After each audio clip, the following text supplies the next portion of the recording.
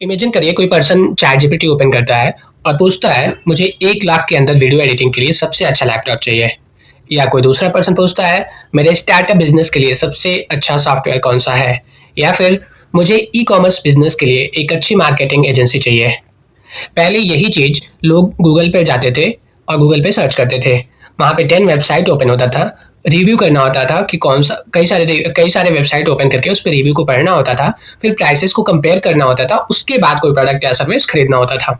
लेकिन अब यही काम चैट जीपीटी से बातचीत करके आसानी से हो सकता है और यहीं से चैट जीपीटी को एक बहुत बड़ा एडवर्टाइजिंग अपॉर्चुनिटी दिखता है, ChatGPT ads. OpenAI ने 2026 में चैट जीपीटी एड्स को रोल आउट करना शुरू किया और अब इसका एक्सपेंशन तेजी से हो रहा है। लेकिन एक जरूरी बात यह है कि ChatGPT ads Google ads का सिर्फ एक वर्जन है या नहीं। तो दोस्तों, चैट जीपीटी एक पूरा एडवर्टाइजिंग मॉडल है और इसका एडवर्टाइजिंग मॉडल कंप्लीटली अलग है।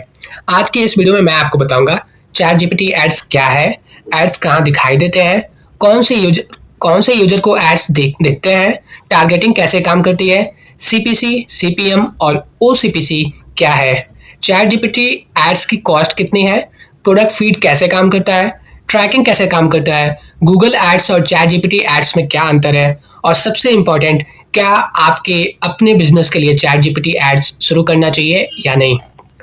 तो दोस्तों, सबसे पहले समझते हैं कि चैट जीपीटी एड्स आखिर है क्या। सिंपल लैंग्वेज में समझे तो ChatGPT ads ChatGPT experience के अंदर दिखाई देने वाला पेड एडवर्टाइजिंग प्लेसमेंट्स है। लेकिन इसका सबसे बड़ा डिफरेंस है कि गूगल और चैट जीपीटी में यूजर इंटेंट अलग तरीके से सामने आता है। गूगल पर कोई पर्सन सर्च करता है बेस्ट रनिंग शूज, लेकिन चैट जीपीटी पर वही पर्सन पूछ सकता है मैं अपनी पहली मैराथन की तैयारी कर रहा हूँ, मैं हर सप्ताह करीब 30 किलोमीटर दौड़ता हूँ, मेरे पैर थोड़े छोटे हैं और मेरा बजट लगभग 5,000 है, मेरे लिए कौन सा शूज अच्छा रहेगा। अब ध्यान दीजिए, यह सिर्फ एक कीवर्ड नहीं है, यह एक पूरा कॉन्टेक्स्ट है, एक पूरा इंटेंट है। ओपन एआई के अनुसार ChatGPT ad system conversation context, user intent, ad की relevance, landing page, advertiser provided information और टारगेटिंग सिलेक्शन जैसे सिग्नल्स को ध्यान में रखता है। यानी एडवर्टाइजिंग धीरे धीरे सिर्फ कीवर्ड से एड नहीं, बल्कि कन्वर्सेशन से इंटेंट, एंड देन इंटेंट से रिलेवेंस और रिलेवेंस से एड की तरफ जाता है।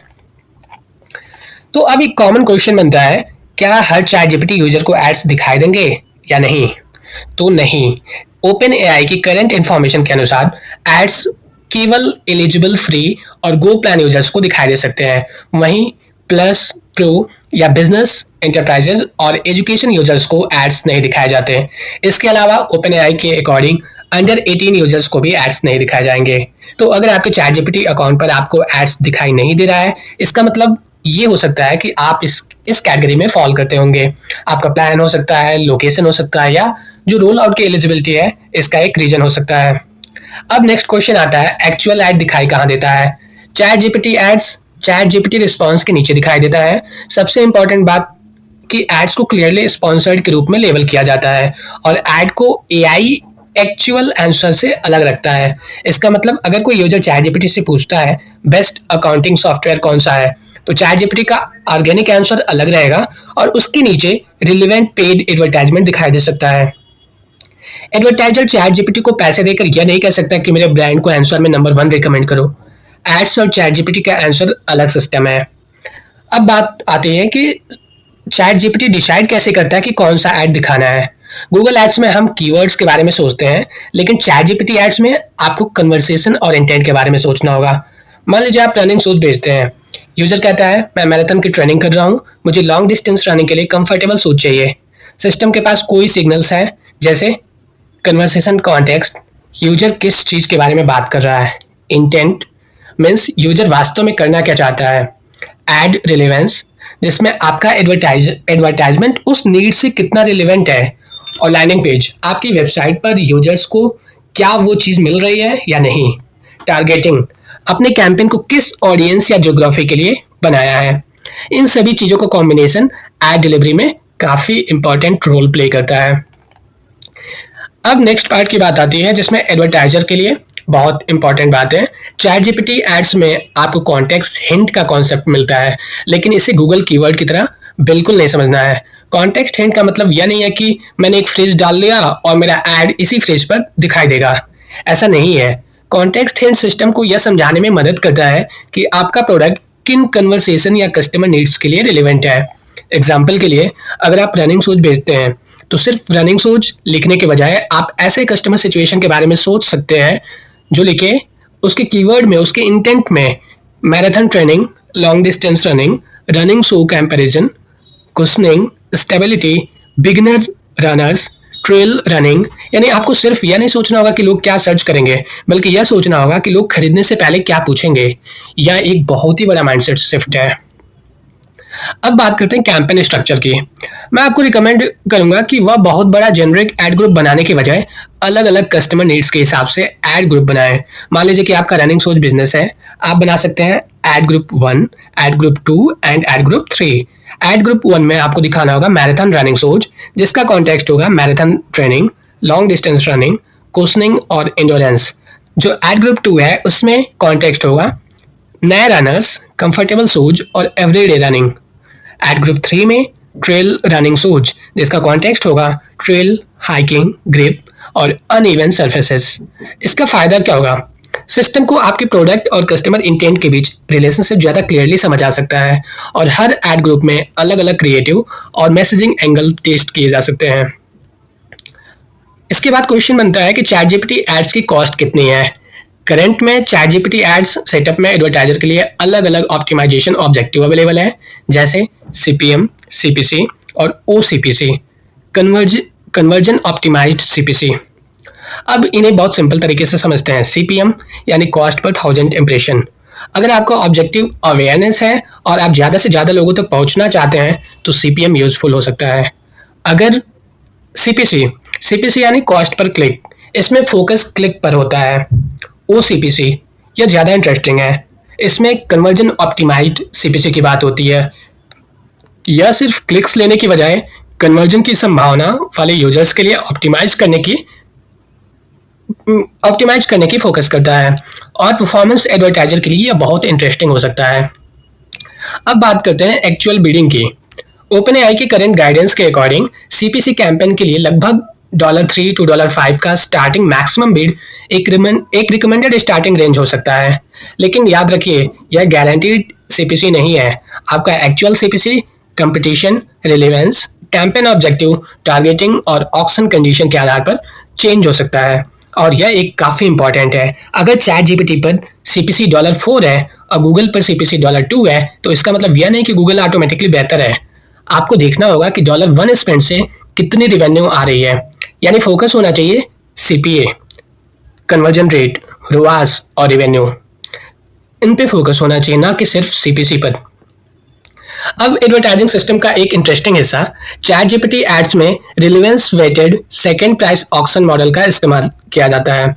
सिंपल लैंग्वेज में अगर समझना है तो सिर्फ सबसे ज़्यादा बिड करने वाला एडवर्टाइजर ही हमेशा विनर नहीं होता है। इसमें रिलेवेंस भी काफ़ी इंपॉर्टेंट रोल है। इसलिए अगर आपका एड यूजर की करेंट कन्वर्जन में हाईली रिलेवेंट और आपकी लैंडिंग पेज अच्छी है और कैंपेन सही तरीके से स्ट्रक्चर्ड है तो सिर्फ बजट बढ़ाने के बजाय रिलेवेंस इंप्रूव करना भी इंपॉर्टेंट होगा। यानी more money automatically better performance. आपको चाहिए money plus relevance plus good creative plus good landing page. अब सबसे इंटरेस्टिंग कंपैरिजन, गूगल एड्स पे क्या होता है, पहले हम सर्च करते हैं, क्वेरी सर्च करते हैं, देन ऐड दिखाई देता है, फिर वेबसाइट दिखाता है, फिर कन्वर्जन होता है। लेकिन चैट जीपीटी में जर्नी कुछ ऐसा हो सकता है कि पहले आप कस्टमर कन्वर्सेशन करेगा, देन चैट जीपीटी उस पर रिसर्च करेगा, फिर कंपैरिजन करेगा, देन एक डिसीजन प्रिपेयर करेगा, उसके बाद ऐड दिखाएगा, ऐड दिखाने के बाद वेबसाइट दिखाएगा, वेबसाइट दिखाने के बाद कन्वर्जन होगा। तो एग्जांपल देखिए, जैसे गूगल पर यूजर सर्च करता है बेस्ट CRM, लेकिन चैट जीपीटी में यूजर पूछता है मैं 20 लोगों की SaaS कंपनी चला रहा हूँ, हमारी सेल्स टीम अभी स्प्रेडशीट यूज करती है, हमें ऑटोमेशन चाहिए लेकिन सेल्सफोर्स हमारे बजट से बाहर है, हमें कौन सा CRM देखना चाहिए। अब एडवर्टाइजर को सिर्फ कीवर्ड नहीं पता है, उसे कस्टमर की कंपनी साइज, प्रॉब्लम, बजट और रिक्वायरमेंट, साथ ही साथ उसका इंटेंट का भी कॉन्टेक्स्ट मिला है। यही AI एडवर्टाइजिंग की सबसे बड़ी अपॉर्चुनिटी हो सकती है। अगर आप ई-कॉमर्स बिजनेस चलाते हैं तो इसे ध्यान से सुनिए, चैट जीपीटी एड्स में प्रोडक्ट फीड कैंपेन भी अवेलेबल है। इसका मतलब रिटेलर्स अपने प्रोडक्ट कैटलॉग को एडवर्टाइजिंग इकोसिस्टम में इस्तेमाल कर सकता है। अब इमेजिन करिए कि यूजर पूछता है मुझे इंटरनेशनल ट्रैवल के लिए light weight carry on suitcase चाहिए जिसका प्राइस मतलब 2000 के आसपास हो या 10,000 हो, कुछ भी हो सकता है। अब यूजर ने खुद बता दिया प्रोडक्ट कैटेगरी क्या होगा, बजट क्या होगा, यूज केस क्या होगा और रिक्वायरमेंट क्या है। यानी प्रोडक्ट डिस्कवरी बहुत कन्वर्सेशनल हो गई और यही ई कॉमर्स ब्रांड के लिए अपॉर्चुनिटी हो सकता है। अब यहाँ गूगल शॉपिंग और मर्चेंट सेंटर वाले एडवर्टाइजर्स के लिए काफ़ी इंपॉर्टेंट लेसन है। अगर आप गूगल शॉपिंग चलाते हैं तो आप जानते हैं कि प्रोडक्ट फीड कितना इंपॉर्टेंट है। वही कॉन्सेप्ट एआई कॉमर्स में भी इंक्रीजिंगली इंपॉर्टेंट हो सकता है। आपके प्रोडक्ट डेटा में होना चाहिए accurate product title, correct description, price, availability, product attribute, high quality images and relevant landing page. अगर आपका प्रोडक्ट डेटा खराब है तो एआई सिस्टम के लिए आपके प्रोडक्ट को सही कॉन्टेक्स्ट में समझना मुश्किल हो सकता है। इसलिए फ्यूचर में ई कॉमर्स मार्केटर को सिर्फ प्रोडक्ट फीड ऑप्टिमाइजेशन नहीं बल्कि एआई रीडेबल प्रोडक्ट डेटा के बारे में भी सोचना पड़ेगा। अब बात करते हैं ऐड कॉपी की। यहाँ एक कॉमन मिस्टेक मत करना, बहुत ज़्यादा जेनरिक कॉपी मत लिखिए। एग्जाम्पल के लिए हम दुनिया का सबसे शानदार प्रोडक्ट देते हैं, इसका कोई मतलब नहीं है। इसके बजाय स्पेसिफिक बनिए, जैसे मैराथन ट्रेनिंग के लिए लाइट वेट रनिंग शूज या फिर ग्रोइंग मार्केटिंग टीम्स के लिए सिंपल प्रोजेक्ट मैनेजमेंट सॉफ्टवेयर। यानी हेडलाइन देखकर यूजर को तुरंत समझ में आना चाहिए कि आप क्या सेल करना चाह रहे हैं, क्यों रिलेवेंट है। एक ऐड बनाकर मत रुकिए, जैसे अलग अलग मैसेजिंग एंगल टेस्ट कीजिए। एग्जाम्पल के लिए रनिंग शूज के लिए angle 1 price, premium running shoes under 2500, angle 2 performance, build for long distance training, angle 3 comfort, light weight cushioning for everyday miles, angle 4 audience, running shoes design for marathon training. अब आपके पास सिर्फ 4 ads नहीं है, आपके पास 4 अलग अलग कस्टमर मोटिवेशंस हैं और परफॉर्मेंस डेटा आपको बताएगा कि कौन सा एंगल बेहतर काम कर रहा है। अब ये बहुत बड़ी गलती लोग करते हैं कि मान लीजिए आपका ऐड है बेस्ट मैराथन रनिंग शूज और क्लिक करने के बाद यूजर आपके होम पेज पर पहुंच जाता है। यह आइडियल एक्सपीरियंस नहीं है। इससे बेहतर होगा कि यूजर्स को सीधे मैराथन रनिंग शूज कलेक्शन या रिलेवेंट प्रोडक्ट पेज पर भेजें। क्यों? क्योंकि जर्नी होनी चाहिए conversation, relevant ad, relevant landing page, then conversion. जितना ज़्यादा फ्रिक्शन होगा कन्वर्जन की संभावना उतनी ही कम हो सकती है। अब अगर आपका एड्स चलने वाला है तो ट्रैकिंग के बिना कैंपेन लॉन्च मत कीजिए। आपको कम से कम ट्रैक करना चाहिए, जैसे इम्प्रेशन हो गया, क्लिक हो गया, CTR, CPC, conversion, CPA, revenue और ROAS। इसके अलावा लैंडिंग पेज यूआरएल से UTM पैरामीटर का इस्तेमाल करके अपनी एनालिटिक्स प्लेटफॉर्म में ChatGPT ट्रैफिक को अलग से आइडेंटिफाई कर सकते हैं। OpenAI ने मेजरमेंट कैपेबिलिटी में OpenAI पिक्सल और कन्वर्जन API जैसे टूल भी ऐड करा हुआ है। इसलिए अगर आप परफॉर्मेंस मार्केटिंग करते हैं तो मेजरमेंट सेटअप शुरुआत से ही रखें। अब नेक्स्ट क्वेश्चन आता है कि क्या एडवर्टाइजर यूजर की ChatGPT कन्वर्सेशन देख सकते हैं? तो नहीं। OpenAI के अनुसार एडवर्टाइजर को यूजर्स की चैट्स, चैट हिस्ट्री, मेमोरीज या पर्सनल इंफॉर्मेशन नहीं दी जाती। एडवर्टाइजर को एग्रीगेटेड और नॉन आइडेंटिफाइंग परफॉर्मेंस इंफॉर्मेशन मिलती है और OpenAI यह भी कहता है कि यूजर डेटा एडवर्टाइजर को सेल नहीं किया जाता। तो यह मत समझिए कि मैंने ChatGPT पर कुछ सर्च किया और एडवर्टाइजर मेरी पूरी कन्वर्सेशन देख सकता है, ऐसा नहीं है। यह बहुत इंपॉर्टेंट है। अगर कोई एडवर्टाइजर ChatGPT को पैसे देता है तो क्या ChatGPT उस कंपनी को अपने आंसर में ऊपर रिकमेंड करेगा? तो नहीं। पेड एडवर्टाइजिंग और AI जनरेटेड आंसर अलग है। एडवर्टाइजर यह नहीं खरीद सकता कि ChatGPT मेरे प्रोडक्ट को नंबर 1 रिकमेंडेशन बनाइए। एड एक पेड प्लेसमेंट है। AI आंसर को एडवर्टाइजर पैसे देकर कंट्रोल नहीं कर सकता। अब आते हैं लास्ट अपडेट पर। रिसेंटली 18 अगस्त 26 को OpenAI ने एक अनाउंसमेंट किया कि ChatGPT ऐड को एक्सपेंशन 31 यूरोपियन मार्केट में किया जा रहा है, जिसमें Germany, France, Italy, Spain, Sweden, Norway, Denmark, Netherland और ऑस्ट्रिया और भी कई यूरोपियन मार्केट शामिल है।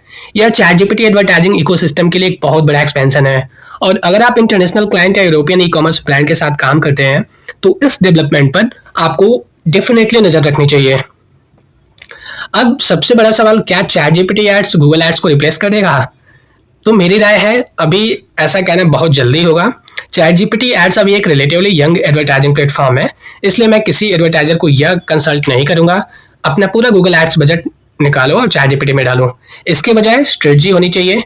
पहले टेस्ट करें, फिर मेजर करें, फिर कंपेयर करें और अगर इकोनॉमिक्स सही समझ में आता है तो फिर स्केल करने के लिए एक स्मार्ट अप्रोच होगा। अगर आपको कस्टमर खरीदने से पहले रिसर्च और कंपैरिजन करते हैं तो चैट जीपीटी एड्स आपके लिए इंटरेस्टिंग हो सकता है। एग्जाम्पल के लिए ई कॉमर्स, जहाँ कस्टमर प्रोडक्ट कंपेयर करते हैं। सास, जहाँ कस्टमर अपने प्रॉब्लम एक्सप्लेन करता है फिर सॉफ्टवेयर ढूंढता है। कंज्यूमर इलेक्ट्रॉनिक्स, जहाँ लोग स्पेसिफिकेशंस और कंपैरिजन पूछते हैं। ट्रैवल, जहाँ लोग प्लानिंग और रिकमेंडेशन मांगते हैं। एजुकेशन, जहाँ लोग कोर्सेज और लर्निंग ऑप्शंस के बारे में पूछते हैं। प्रोफेशनल सर्विस, जहाँ कस्टमर खरीदने से पहले काफ़ी रिसर्च करता है। लेकिन याद रखिए, इंडस्ट्री से ज़्यादा इंपॉर्टेंट है कस्टमर इंटेंट। अगर आपका पूरा बिजनेस मॉडल बहुत चीप क्लिक्स या मासिव अवेयरनेस और लो कॉस्ट इमीडिएट कन्वर्जेंस पर डिपेंड करता है तो चैट जीपीटी एड्स को देखकर तुरंत अपना एग्जिस्टिंग एडवर्टाइजिंग बजट शिफ्ट मत कीजिए।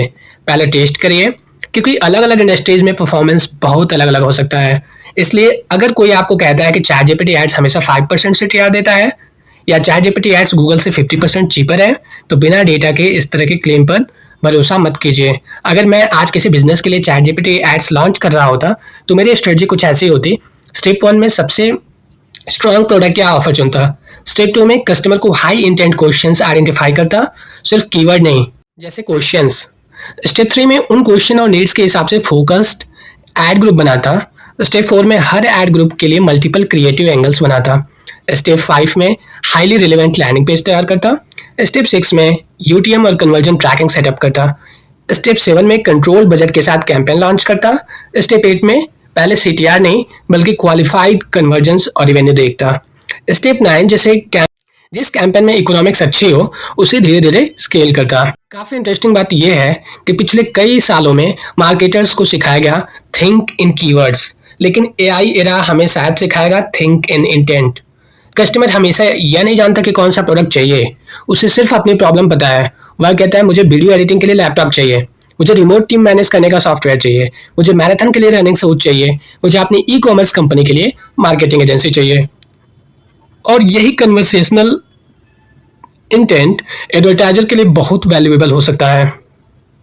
और हाँ, एक चीज़ और, चैट जीपीटी एड्स सिर्फ गूगल एड से कम्पीट नहीं कर रहा है, यह एक बड़े बदलाव का हिस्सा है। आज कस्टमर डिस्कवरी के रास्ते हैं Google search, Google shopping, SEO, social media, influencers और अब एआई प्लेटफॉर्म। इसलिए फ्यूचर मार्केटर को सिर्फ यह नहीं सोचना होगा कि गूगल पर मेरा ब्रांड कहाँ रैंक करता है, बल्कि ये भी सोचना होगा जब कस्टमर एआई से मेरे कैटेगरी के बारे में पूछेगा तब मेरा ब्रांड कितना विजिबल होगा। और यही एआई डिस्कवरी का नया एरा है। तो आखिर में सवाल आता है कि क्या आपको चैट जीपीटी एड्स चलाने चाहिए? तो मेरा जवाब, अगर आपके कस्टमर्स एआई का इस्तेमाल करके प्रोडक्ट, सर्विसेज या सॉल्यूशंस को रिसर्च और कंपेयर कर रहे हैं तो आपको कम से कम टेस्ट जरूर करना चाहिए। लेकिन इसे मैजिक ट्रैफिक सोर्स मत समझिए, इसे एक नई एडवर्टाइजिंग एनवायरनमेंट की तरह समझिए। और इस एनवायरनमेंट में जीतने के लिए आपको चाहिए context, intent, relevance, creative landing page, product data और सबसे इंपॉर्टेंट मेजरमेंट। क्योंकि आने वाले समय में कंपटीशन सिर्फ यह नहीं होगा किसका एड सबसे ज्यादा पैसा खर्च करता है, कंपटीशन यह होगा किसका मैसेज कस्टमर के इंटेंट से सबसे ज्यादा रिलेवेंट है। और शायद यही ट्रेडिशनल सर्च एडवर्टाइजिंग और एआई एडवर्टाइजिंग के बीच सबसे बड़ा डिफरेंस बनने वाला है। अगर आपको यह वीडियो यूजफुल लगा है तो सब्सक्राइब जरूर करें, क्योंकि इस चैनल पर मैं लगातार आपको बताता रहूंगा गूगल एड्स के बारे में, गूगल शॉपिंग के बारे में, मर्चेंट सेंटर के बारे में, ई कॉमर्स मार्केटिंग के बारे में और एआई एडवर्टाइजिंग के बारे में। और अब चैट जीपीटी एड्स के लेटेस्ट अपडेट्स और स्ट्रेटजी के बारे में भी आपको मैं अगले वीडियो में real ChatGPT ads campaign structure बनाकर दिखाऊंगा। कैंपेन से लेकर ad group, targeting, creative, product feed और ट्रैकिंग तक। तो नीचे कमेंट करें चैट जीपीटी एड्स और अपना बिजनेस या इंडस्ट्री भी लिखें। मैं उसी इंडस्ट्री का एग्जांपल लेकर अगली वीडियो बनाऊंगा। Thank you for watching. मिलते हैं अगले वीडियो में।